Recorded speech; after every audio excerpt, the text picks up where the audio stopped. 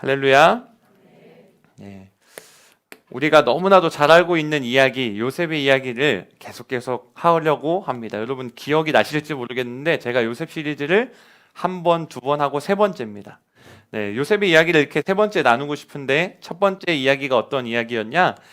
요셉의 이야기를 시작하면서 이런 이야기를 나누었습니다. 요셉처럼 형들을 품을 수 있는 자가 되자라는 것이 큰 주제였고, 그 고백 가운데 요셉이 어떤 고백을 했는가? 형들 두려워하지 마세요. 하나님께서 나를 먼저 보내셨습니다.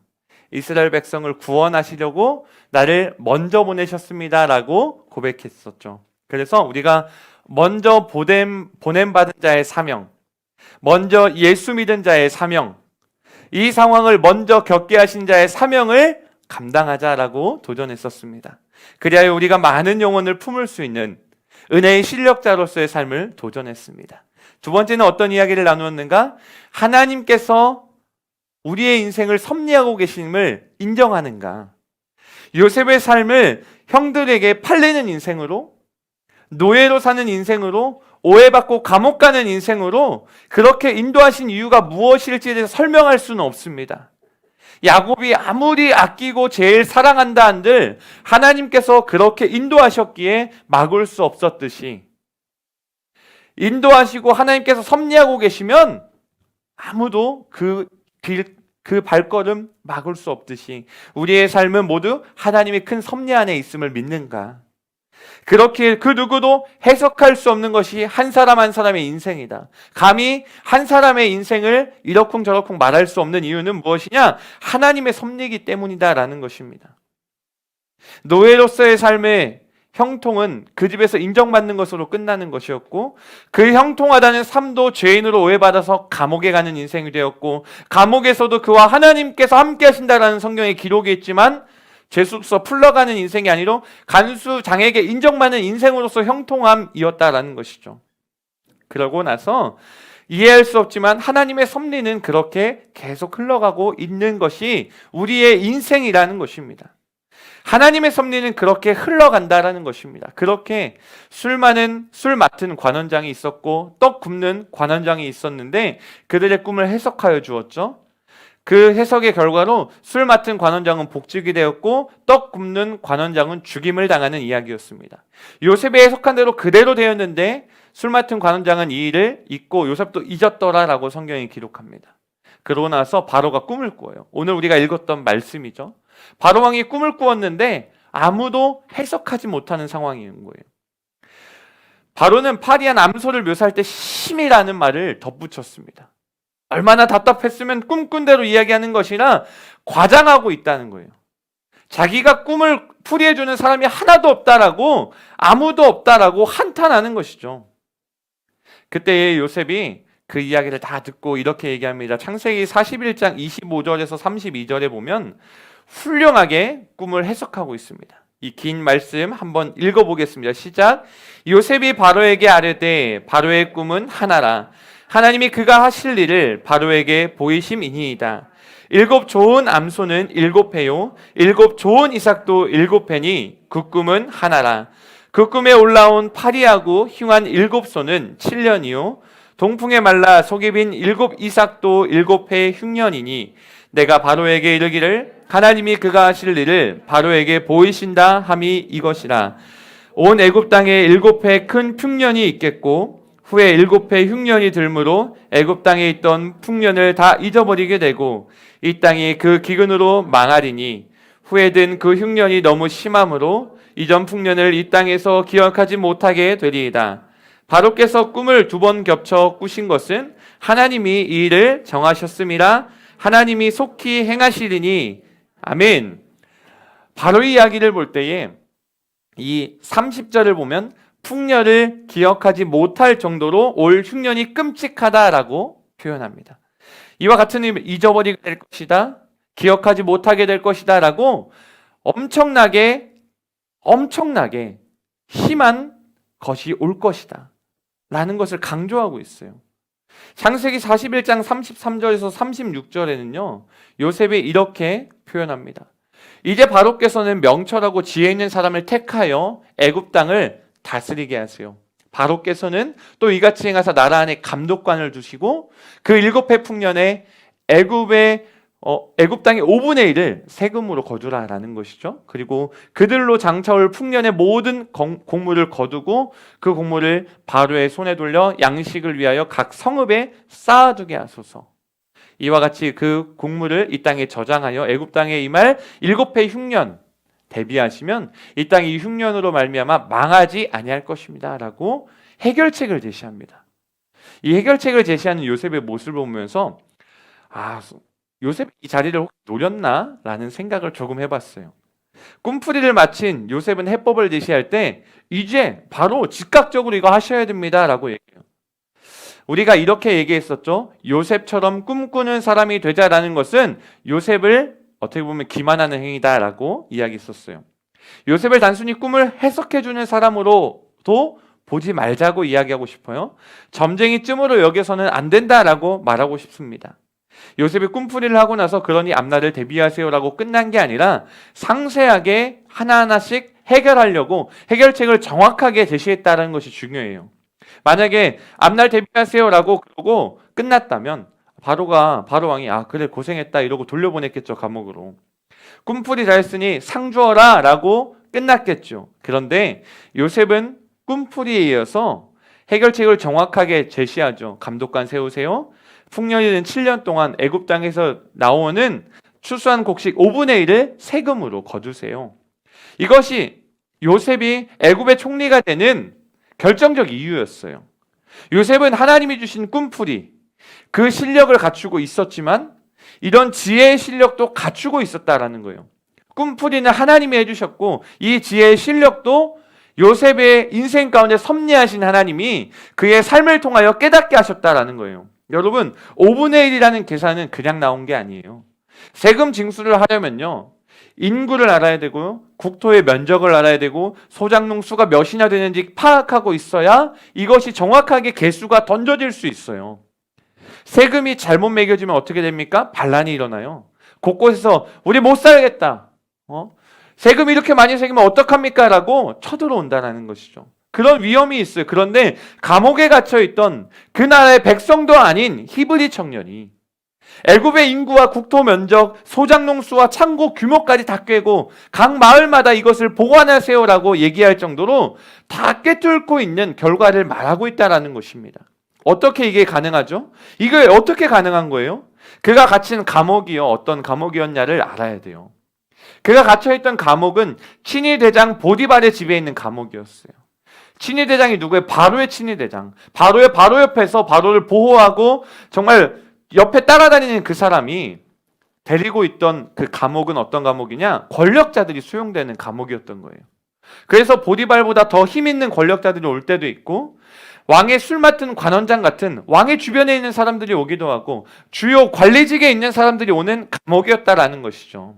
그래서 바로 왕 근처에서 많은 것을 보고하던 자들이 바로를 보살피던 자들이 그곳에 와서 감옥에 갇혀 있다 보니까 나라에 아는 것이 너무 많은 거예요. 그곳에서 요셉은 그들에게서 정치를 배울 수 있었고요, 경제를 배울 수 있었어요. 그 이야기를 다 들을 수 있었습니다. 만약 요셉이요 일반 죄수들이 가는 감옥에 있었다라고 생각해 봅시다. 그러면 그런 이야기를 들을 수가 없죠. 맨날 우리가 어떤 농사 짓다가 어떻게 해서 감옥에 왔습니다, 이런 이야기만 들었을 텐데 그게 아니었다는 거예요. 요셉에 있었던 감옥은 관리들이 왔기 때문에 그 관리들을 함께 이야기를 나누면서 쓸데없는 것을 배운 것이 아니라 애굽의 이야기. 그 당시 애굽이 어떤 나라였습니까? 전 세계를 그 당시에 주도권을 가지고 있는 나라였어요. 지금 미국처럼, 어떻게 보면 중국처럼, 러시아처럼 강대국이었다라는 것이죠.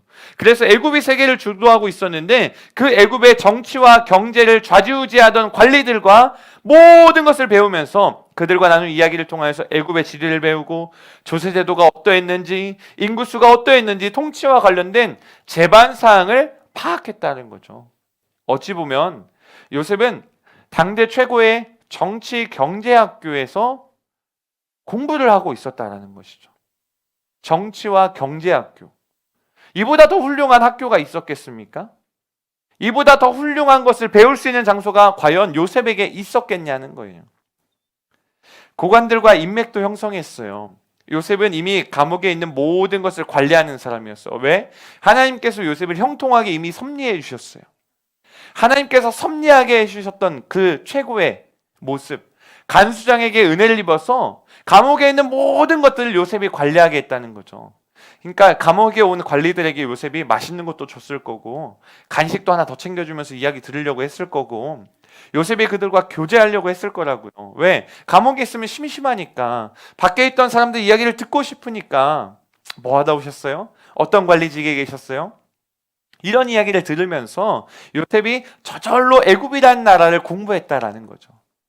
그러면서 그곳에 갇힌 자들에게 영향력을 행사하는 거죠. 그리고 그 사람들이 풀려났을 때는 요셉과의 관계가 좋았기 때문에 요셉이 나중에 바로 앞에 섰을 때도 사람들이 반대하지 않아요. 창세기 39장 21절에 23절에 보면 아까 얘기했듯이 요셉과 함께 하시고 그에게 인자를 넣어서 간수장에게 은혜를 받게 하시고 옥중대수를 다 요셉의 손에 맡겼다. 재반 사무를 다 요셉이 처리했다. 그의 손에 맡긴 것은 무엇이니 살펴보지 않았다. 이게 뭐라고요? 여호와께서 그를 범사에 형통하게 하셨더라. 하나님의 섭리가 이미 이렇게 준비되고 있었고 하나님께서는 이렇게 요셉을 허락해 주셨다라는 거예요. 이것에서 엘리트급의 인맥을 형성하고 있었기 때문에 바로에게 바로 추천받을 수 있었죠. 우리 이야기 성경 속에 기록되어 있던 술 맡은 관원장, 당신 풀려날 것입니다. 그 이야기를 해석해 줬던 술 맡은 관원장이 요셉을 추천한 거예요. 바로 왕에게. 왕이시여, 제가 감옥에 있을 때 꿈을 해석해 줬는데 그대로 되었습니다. 라는 것이죠. 여러분, 정치라는 게 절대 혼자 할 수 없어요. 지금 우리나라의 대선을 눈앞에 두고서 정치에 대한 문제들, 뉴스들이 수많이 날아오고 있죠. 그것을 볼 때에 한 사람이 정말 그냥 리더로 있던 사람들 문제보다 그 밑에 있는 사람들 문제가 빵빵빵 터지면서 또 문제가 되는 경우들도 많지 않습니까? 정치라는 게 이런 거라는 거예요. 혼자 절대 할 수 없기 때문에 주변에 있는 함께하는 돕는 배필과 같은 사람이 필요하다는 것이죠. 그때의 요셉이 수중되는 그곳을 거친 관리들이 요셉을 지지할 수밖에 없는 세력이 되었다라는 거예요. 그곳에서의 그의 지혜롭고 성실한 면모를 익히 본 사람들. 요셉은 감옥 안에서 이렇게 차츰 훈련받고 있었고 한 걸음 한 걸음 완성형의 사람으로 하나님께서 사용하실 사람으로 준비되고 있었다라는 거예요. 이것이 놀라운 하나님의 역사라는 것입니다. 도대체 그 누구가 감옥이 애굽을 다스릴 총리를 기르는 최고의 훈련소가 되리라고 생각할 수 있었겠습니까? 전 감옥하면 참 저에겐 친근한 곳입니다. 오해하지 마세요. 얼마나 친근하냐면요. 왜냐하면 제가 감옥이라는 치료감호소라는 곳에 가서도 설교도 했었고 찬양 인도도 했었고 또 소년원이라는 곳에 가서 저희 아내를 만나지 않았습니까? 소년원에 제가 거기 입소한 게 아니라요. 네. 자꾸 눈이 커지시는 분들, 아직도 모르시는 분들 몇 분 계신데 저는 그냥 그 성경학교를 하러 소년원에 갔는데 저희 아내가 있었어요. 그래서 만난 겁니다. 오해하지 마시고. 그런 감옥이라는 것이 그런 놀라운 현장입니다, 여러분. 놀라운 현장. 그런 곳에서 하나님께서 준비하실 것은 아무도 모른다는 거예요. 제가 하고 싶은 얘기, 제가 결혼했다 이게 아니라 하나님의 섭리는 그 누구도 모른다라는 거예요. 하나님께서 그곳에서 누구를 붙여줄지는 누구도 모른다라는 거예요. 이것을 우리의 인생에 대입해 보면 나의 삶의 고난과 같은 이 시기에, 나의 삶의 진짜 힘든 이 시기에 하나님께서 나를 어떻게 훈련시키실지, 하나님께서 나를 어떻게 만들어 가실지는 그 누구도 모른다라는 것입니다. 그렇기에 우리는 오늘 하루의 삶이 어디든 사람의 보기에 허망해 보일 수 있어도 하나님의 사람으로서 훈련받는 최고의 장소는 우리의 삶이라는 것입니다. 우리의 삶의 현장이라는 것입니다. 우리의 삶의 현장이 그렇게 훈련받는 장소라는 거예요. 하나님은 모세를 들어 사용하시기 전에 왕궁에서 40년간 다스리는 질서, 제도를 익히게 하셨지 않습니까? 성경을 쓸 수 있도록 글도 배울 수 있게 하셨어요. 광야에서 40년 동안 살면서 이스라엘을 이끌 수 있는 기술들을 미리 터득하게 하셨어요. 광야에서의 그 고난과 같은 그 삶은 하나님께서 그를 훈련시키고 미리 준비하신 장소였다라는 것이죠. 모세가 광야에서의 삶을 보면 40년 쓸모없다라고 생각할 수 있어요. 근데 실제로는요, 이스라엘 백성들을 인도하기 위해 모세도 먼저 훈련받은 자였다라는 것이죠. 이렇게 80년이 다 채워지고 나서야 모세를 애굽으로 보내셨다라는 거예요. 요셉도요, 이와 다르지 않아요. 요셉의 삶도 이와 다르지 않다라는 거예요.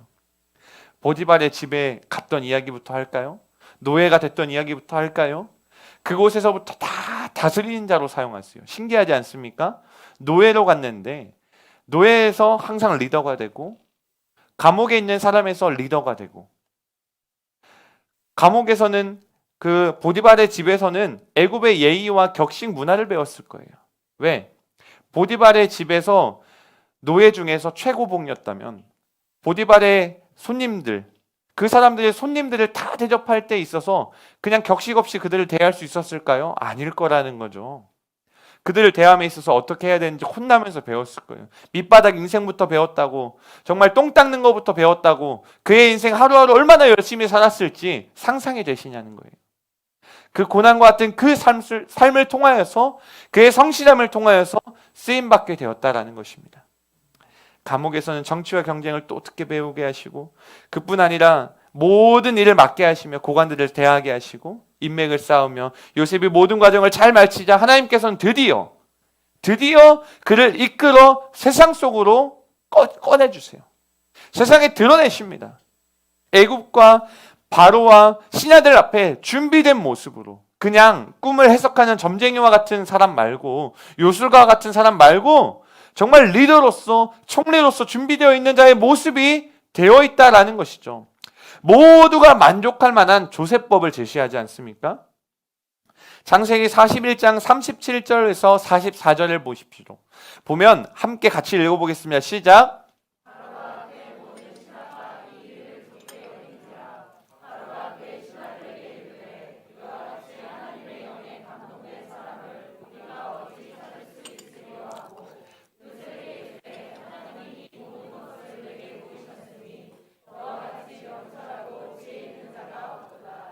너는 내 집을 다스리라. 내 백성이 다 내 명령에 복종하리니 내가 너보다 높은 것은 내 왕좌뿐이니라. 바로가 또 요셉에게 이르되 내가 너를 애굽 온 땅의 총리가 되게 하노라 하고 자기의 인장 반지를 빼어 요셉의 손에 끼우고 그에게 세마포 옷을 입히고 금사슬을 목에 걸고 자기에게 있는 버금 수레에 그를 태우매 무리가 그의 앞에서 소리 지르기를 엎드리라 하더라. 바로가 그에게 애굽 전국을 총리로 다스리게 하였더라. 바로가 요셉에게 이르되 나는 바로라. 애굽 온 땅에서 내 허락 없이는 수족을 놀릴 자가 없으리라 하고. 아멘. 바로와 모든 신하들이 어떻게 고백합니까? 이 일을 좋게 여긴지라 라고 이야기합니다. 또 너와 같이 명철하고 지혜 있는 자가 없더라 라는 극찬을 보냅니다. 애굽의 최고의 전문가들이 놀란 거예요. 그곳에 바로왕과 함께 있었다면 최고 대신들이었겠죠. 최고 위원들이었겠죠. 당대의 정치적으로는 최고로 지혜로운 사람이었겠죠. 그런데 그들은 요셉을 하나님의 영에 감동된 사람으로 고백할 정도로, 하나님의 살아계심을 그들의 입술로 고백할 정도로 놀라운 해석 방법, 놀라운 조세 제도를 보여주고 있다는 것입니다. 요셉은 수감 중인 히브리 청년에 불과한 존재였어요. 꿈풀이를 잘해도 대국의 권력을 잡는 거 쉽지 않습니다. 말도 안 되는 이야기죠, 솔직히. 대기업을 한번 생각해 볼까요? 어려운 상황이 닥쳤어요. 근데 그 상황에 점쟁이에게 큰 도움을 받았다고 해서 회사의 경영권을 점쟁이에게 맡기지 않는다라는 거예요. 점쟁이는 그냥 점쟁이뿐입니다. 그런데 하나님은 바로와 그 신하들로 하여금 요셉이 단순히 꿈풀이를 잘하는 점쟁이가 아니라 지혜로운 사람이요 명철한 인물임을 알아보게 하셨어요. 이것 또한 하나님의 큰 섭리입니다. 아, 요셉과 같은 사람이 없구나라는 것을 모든 사람이 다 동의하게 했다는 것이죠. 요셉이 어떻게 해서 여느 노예들과 달리 보일 수 있었습니까? 계속 얘기하는 하나님의 섭리라는 거예요. 보디발의 집에서부터 모든 것을 배우면서 덕분에 요셉의 모습은 종이었지만 종이 아니었고 노예였지만 노예가 아니었어요. 상스러운 사람이 아니었다라는 거죠. 그가 말할 때에 바로가 흠뻑 반했을 거예요. 설마 겉모습부터 하는 짓 말투까지 다 상스러운데 그에게 왕의 인장 반지를 끼워줄까요? 자기 옆자리에 앉힐까요? 안 그래요. 왕이라는 존재들이 얼마나 자기의 자존심을 높이 여깁니까? 하나님은 요셉이 비록 보디발의 집에서부터 또 노예로 팔려가게 해서부터 일하게 하셨지만 그 모든 것을 하나하나 배우게 하시는 놀라운 섭리를 그의 인생 가운데 준비시키고 훈련시켰다라는 거예요. 다른 귀족들이 봐도 요셉은 훈련되고 배운 자로 보였고 말투와 걸음잡이도 흠잡을 것이 없었어요. 말투 때문에 팔려갔던 요셉이었거든요. 말 잘못해서 팔려간 사람이었어요. 형들 나에게 절할 겁니다.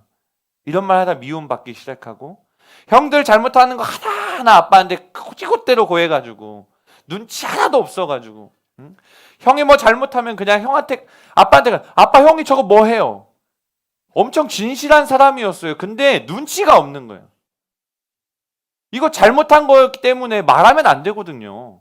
형 잘못한 거 좀 얘기 안 하고 그냥 가만히 있으면 되거든요. 거짓말할 필요도 없이. 근데 그거를 보지 그대로 형 잘못하고 있다고 다 얘기해가지고 미움받았던 말 때문에 미움받았던 요셉이었어요. 근데 그의 인생이 훈련받고 나니까 말 때문에 쓰임받게 된다는 것이죠. 자기밖에 모르는 자가 나라를 이끌 수 없는데 요셉은 이 모든 것을 볼 수 있는 시야가 트여진 사람으로 훈련받아졌다는 것입니다. 그러나 요셉은 애굽 왕의 모든 불안도 해소할 정도의 실력도 가지게 되었으며 꿈풀이를 평안히 하는 위로를 건넬 수 있는 놀라운 사람이 저절로 되고 있었습니다. 재미있는 장면 하나 표현해 보려고 가지고 왔는데요. 창세기 41장 14절에서 16절입니다. 같이 읽어볼까요? 시작. 이에 바로가 사람을 보내어 요셉을 부르매 그들이 급히 그를 옥에서 내놓은지라. 요셉이 곧 수염을 깎고 그의 옷을 갈아입고 바로에게 들어가니 바로가 요셉에게 이르되 내가 한 꿈을 꾸었으나 그것을 해석하는 자가 없더니 들은즉 너는 꿈을 들으면 능히 푼다 하더라. 요셉이 바로에게 대답하여 이르되 내가 아니라 하나님께서 바로에게 편안한 대답을 하시리이다. 아멘. 바로가 요셉의 이야기를 듣자마자 신하들에게 얘기해줘. 당장 데려와! 빨리 데려와!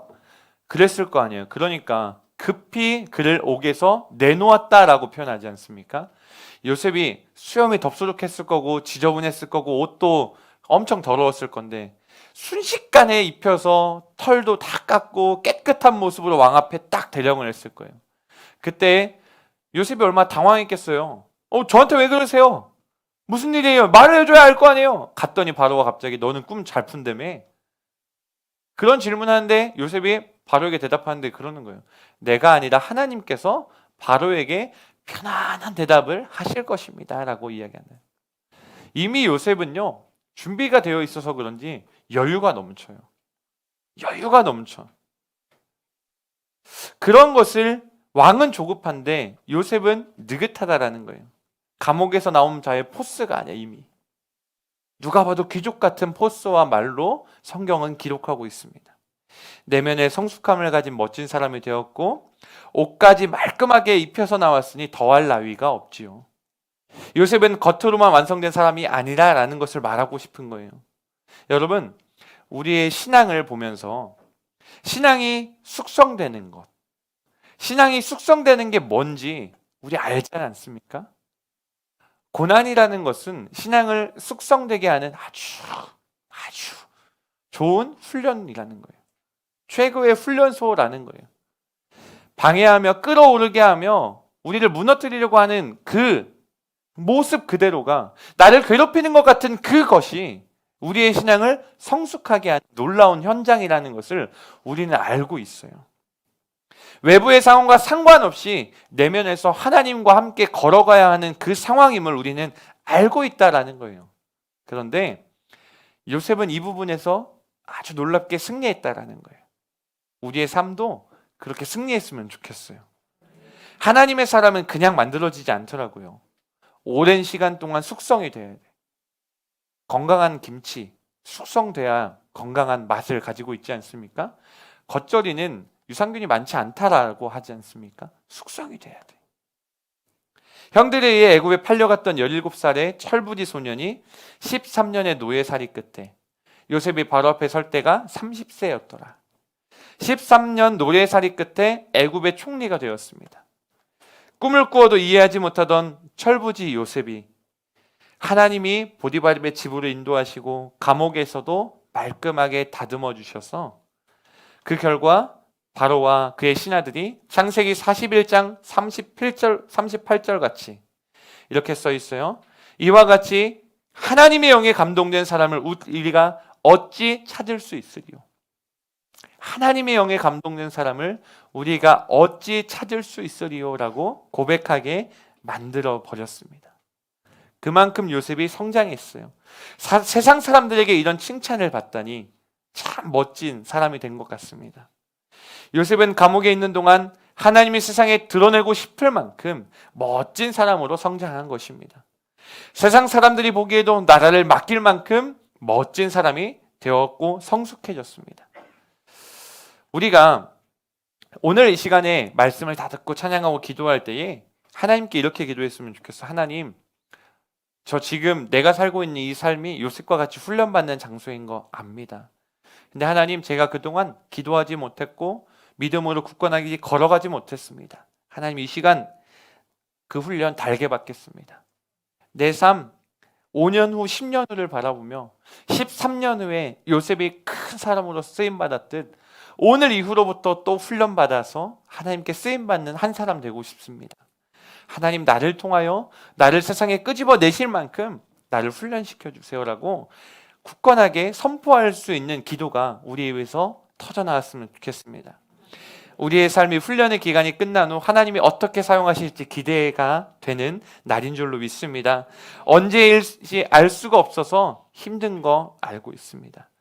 여러분의 삶, 저의 삶도 마찬가지고 우리의 모든 삶이요, 하루하루가 얼마나 힘든지는 상상도 하지 못할 정도로 힘들다라는 것 알고 있습니다. 그런데 이렇게 얘기해야 하는 이유가 무엇이냐? 진리이기 때문입니다.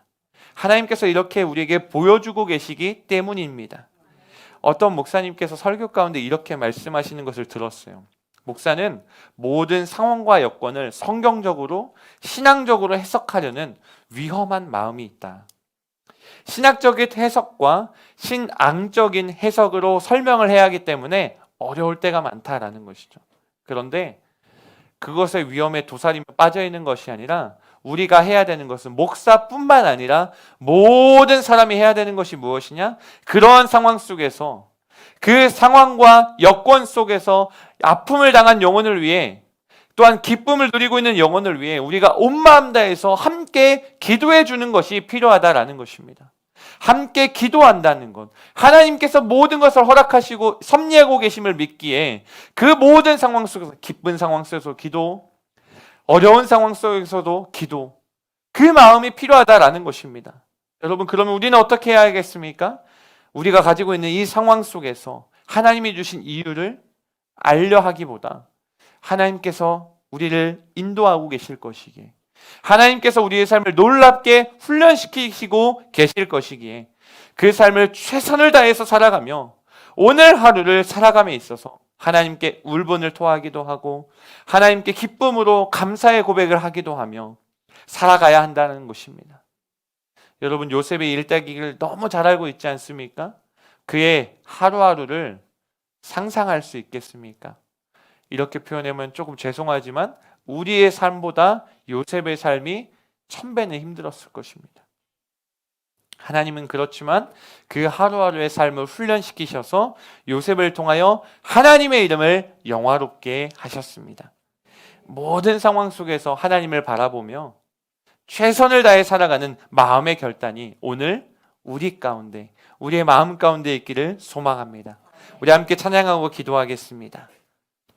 모든 상황 속에서라는 찬양입니다. 오늘 이 찬양의 가사를 제가 한번 읽어드릴게요. 모든 상황 속에서 주를 찬양할지라. 주는 너의 큰 상급, 큰 도움이시라. 주의 얼굴을 구할 때 주의 영을 부으사 크신 사랑 안에서 주를 보게 하소서. 내 영혼이 확정되고 확정되었사오니 믿음의 눈을 들어 주님을 바라봅니다. 내 영혼이 확정되고 확정되었사오니 믿음의 눈을 들어 주를 바라봅니다. 주를 찬양할 때 주의 나라가 이미 임했습니다. 주의 영원한 나라가 주님 보게 하여 주시옵소서. 우리 고백하면서 하나님 우리의 삶도 요셉처럼 힘들지라도 굳건하게 살아가는 삶 되게 해 주시옵소서라고 함께 찬양하고 기도하겠습니다. 모든 상황 속에서 주를 찬양할지라.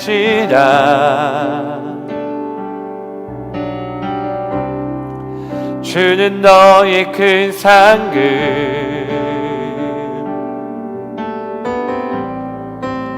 큰 도움이시라. 주의 얼굴 구할 때 주의 얼굴 구할 때 주의 얼굴 구할 때 주의 영을 부사 크신 사랑 안에서 주를 보게 하소서.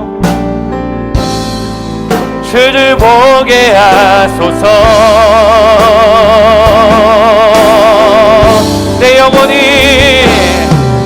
내 영혼이 확정되고 확정되어 싸우니 믿음의 눈 들어 주를 바라봅니다. 내 영혼이 확정되고 확정되어 싸우니 믿음의 눈 들어 주를 내 영혼이 확정되고 확정되어 싸우니 내 영혼이 확정되고 확정되어 싸우니 믿음의 눈 들어 주를 바라봅니다. 내 영혼이 확정되고 확정되어 싸우니 믿음의 눈 들어 주를 찬양할 때 주의 나라가 임합니다. 주를 찬양할 때 주의 나라 힘이 임했네. 그 영원한 나라 주 보게 하소서. 한 번 더 고백합니다. 주를 찬양할 때 주를 찬양할 때 주의 나라 힘이 임했네. 주의 영원한 나라 주 보게 하소서.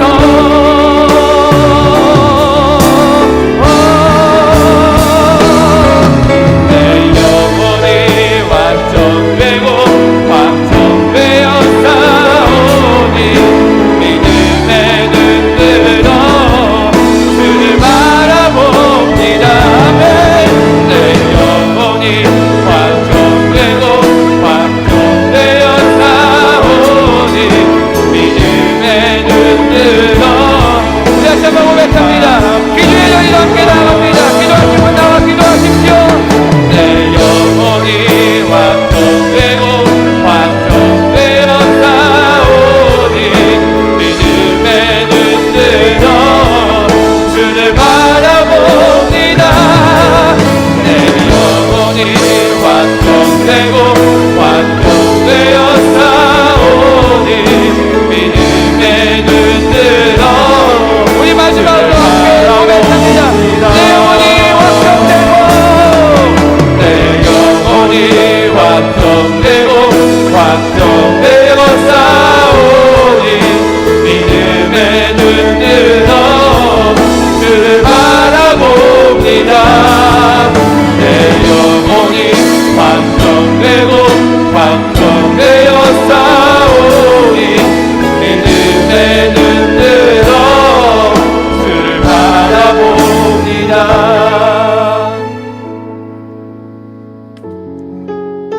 오늘 설교가 무겁게 다가오시는 분들도 있으실 겁니다. 오늘 이렇게 설교해서 죄송하다는 말씀도 드리고 싶습니다. 이보다 더 힘들 수 있냐? 이것도 하나님의 고난이라고 반문할 정도로 힘든 인생 살고 계시는 성도님들 당연히 있을 줄로 압니다. 그렇지만 저는 믿음으로 선포하는 것이 무엇이냐? 그 삶을 하나님께서 영화롭게 사용하실 것이라는 것입니다. 여러분의 그 고난 같은 힘든 그 삶을 하나님께서 훈련의 장으로 사용하고 계시고, 이미 여러분의 인생 가운데 부어주실 복으로 준비하셔서 여러분의 삶 가운데 이 훈련을 잘 견뎌내 달라고 기다리고 계시다라는 것입니다.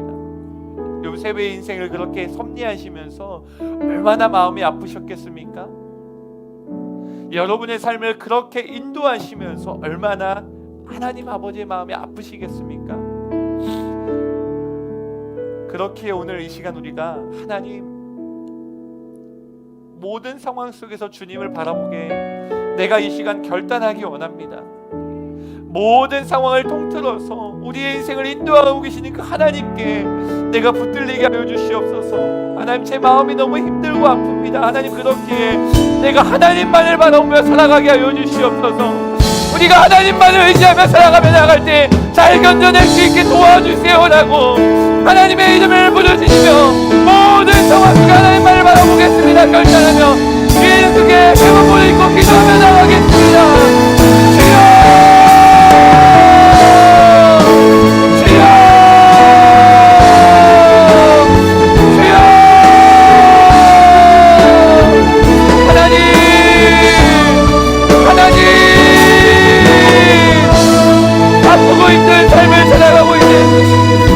성도들의 마음을 위로하시고 하나님이 이 상황 속에서도 하나님께 부르짖으며 기도하게 하여 주시옵소서. 온전히 하나님을 바라며 기도하게 하시고 이 힘든 삶을 살아가고 있는 영혼들을 위로하사 이들의 삶의 결단이 하나님만을 바라보겠습니다. 하나님께 부르짖겠습니다. 내 영혼이 주님께 확정되었습니다라고 고백하며 결단하게 하여 주시옵소서. 이곳에 있는 많은 영혼들의 아픔을 하나님 아시지 않습니까? 하나님의 영혼의 마음을 아시지 않습니까? 하나님, 이곳에서 기도하는 영혼의 부르짖음을 들으시고 하나님 모든 것 가운데 성장을 주셔서 하나님께 영광이 되는 하나님의 이름을 영화롭게 하는 자들로 하나님 사용하여 주시옵소서. 이들의 삶 가운데 있는 고난을 아버지 잘 감당하게 하여 주시옵소서. 아버지들의 삶 가운데 있는 훈련의 장을 잘 감당하게 하여 주시옵소서. 믿음의 눈을 들게 하여 주시옵소서. 믿음의 눈으로 나가게 하여 주시옵소서. 오 아버지, 하나님의 그 큰 은혜로 말미암아 이들의 삶이 하나님의 그 큰 사랑 안에 있음을, 하나님의 그 큰 섭리 안에 있음을 깨닫게 하여 주시옵소서. 세상의 시험에 빠지지 않게 하여 주시옵소서. 악한 마귀를 무너뜨리려고 하는 것들 가운데 요셉처럼 잘 이겨내며 요셉처럼 승리하게 하여 주시옵소서. 하나님, 이곳에서 기도하는 자들, 마음이 아픈 자들의 심령을 아버지를 위해 기도를 주시옵소서. 아버지, 하나님, 이보다도 나쁠 수가 없는 것 같습니다. 이보다도 힘든 것이 없는 것 같습니다. 하나님,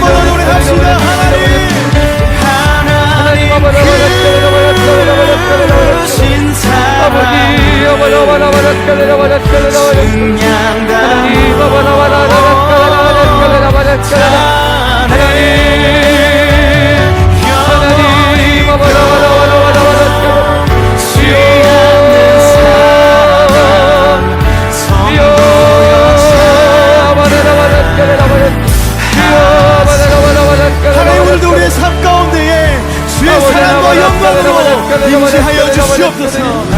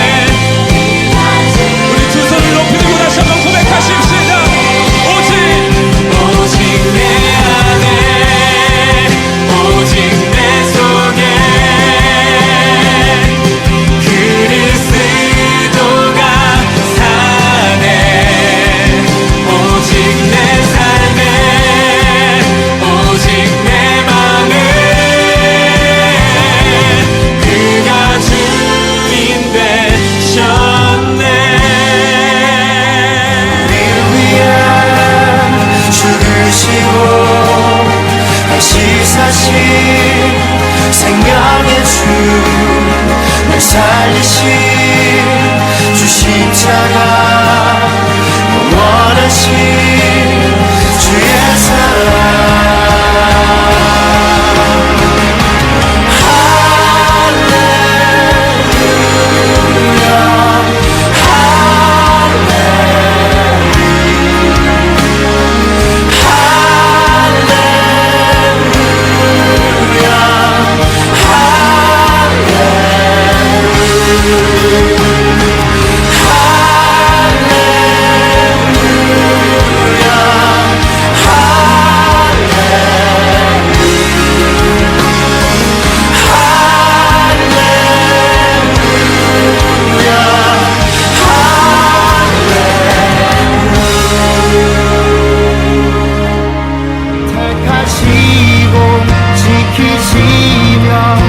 날 자멸하시네 그의 소유 삼으시고 날 자멸하시네 택하시고 지키시며 날 자멸하시네 그의 소유 삼으시고 날 자멸하시네 택하시고 지키시며 날 자멸하시네 그의 소유 삼으시고 날 자멸하시네 날 자멸하시네 날 자멸하시네 독생자 자유케 하네 주의 자녀라 하시네 아버지 집에 거할 곳 있네 주의 자녀라 하시네 독생자 예수 자유케 하네 주의 자녀라 하시네 아버지 집에 거할 곳 있네 주의 자녀라 하시네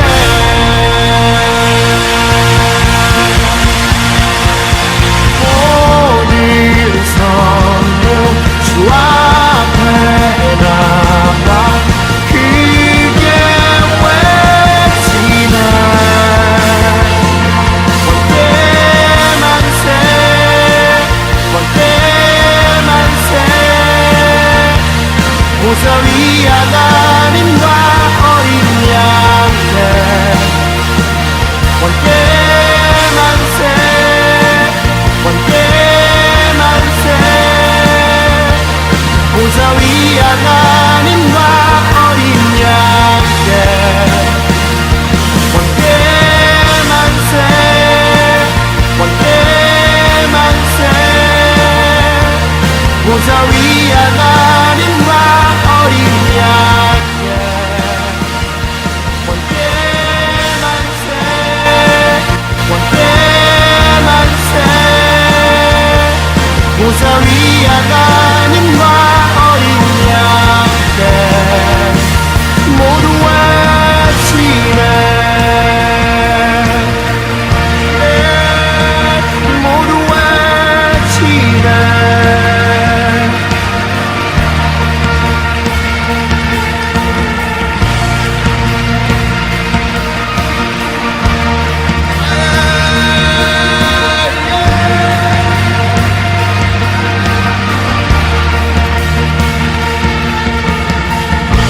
주계신 주님을 찬양하고 높여드립니다. 당신은 어제도 계셨고 지금도 계시며 장차고도 오시리와 모든 민족의 경배를 받으시옵소서. 주님을 찬양하라 큰 소리로 주님께 찬양하라.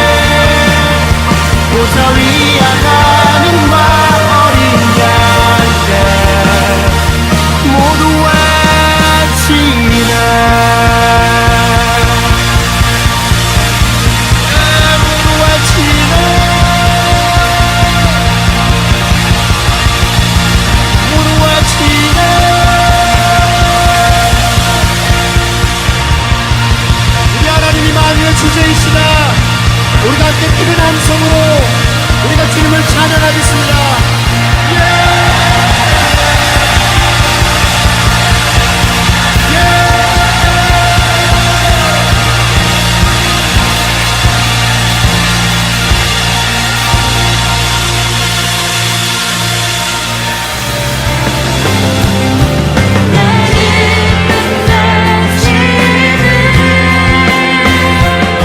주를 고백하리 나의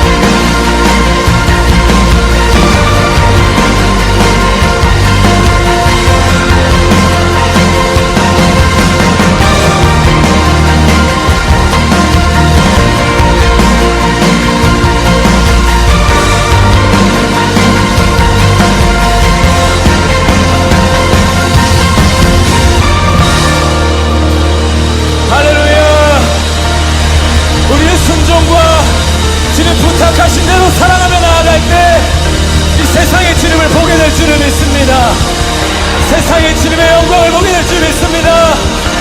그렇게 하실 주님께 우리 다시 한번 큰 박수와 함성으로 영광 돌립시다. 할렐루야!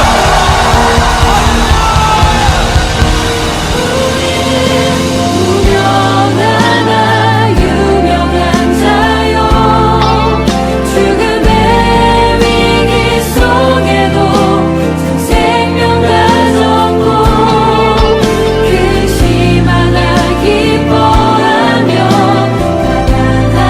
다른 이를 부욕해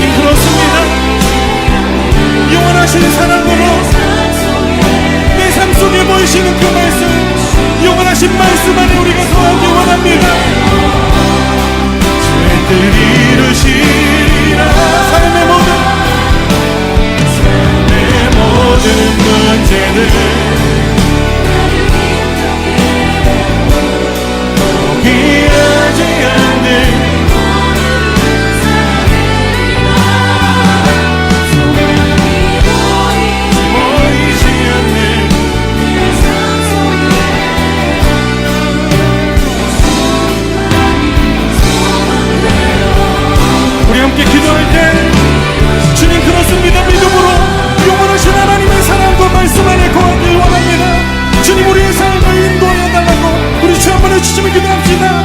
주여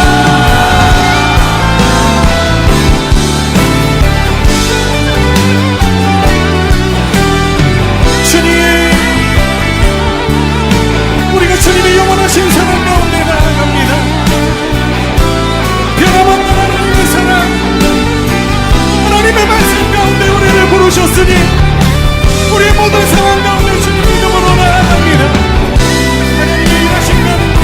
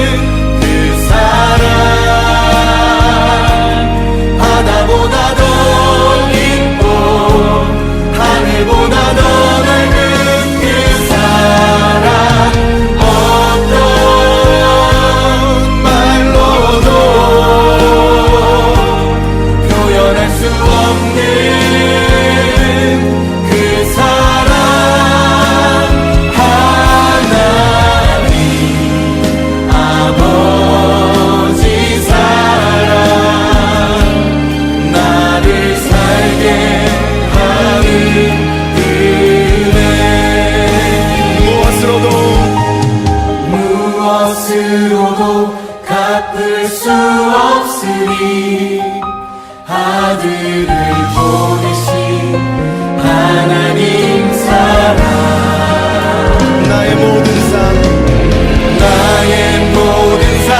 내 생명 바쳐 오직 주만 위해 살리라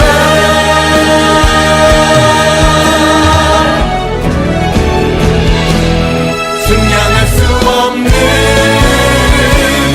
그 사랑 바다보다 더 깊고 하늘보다 더 넓은 그 사랑 어떤 말로도 표현할 수 없는 그 사랑 하나님 아버지 사랑 나를 살게 하는 증량할 수 없는 그 사랑 증량할 수 없는 그 사랑 더 깊고 하늘보다 더 넓은 그 사랑 어떤 말로도 표현할 수 없는 그 사랑 하나님 아버지 사랑 나를 살게 하는 은혜 나를 살게 하는 은혜 우릴 위한 그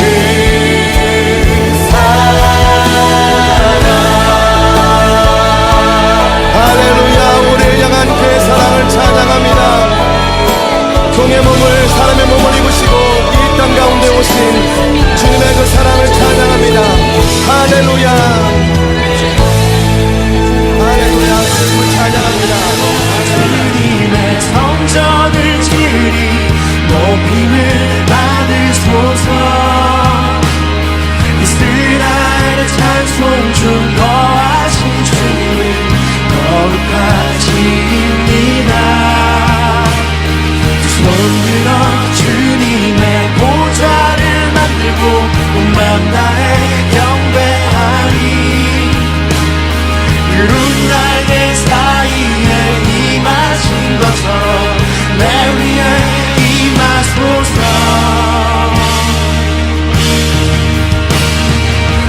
우리는 주의 움직이는 교회 이곳은 주님을 한 자리 내가 기도하는 모든 땅에서 하나님 예배받을 나를 보내하네 나의 노래로 주님의 성전을 지으리 높임을 받으소서 이스라엘의 찬송 중 거하신 주님을 거룩하십니다 손들어 주님의 보좌를 만들고 맘 다해 경배하리 구름 날개 사이에 임하신 것처럼 내 위에 임하소서 하나님 우리가 이곳에 섰으니 이 땅을 치유하소서 하나님 우리가 어디에 있든지 주를 높이리다 열망들아 주님을 송축할지어다 그 발 안에 입 맞추라 영원한 통치자 주 예수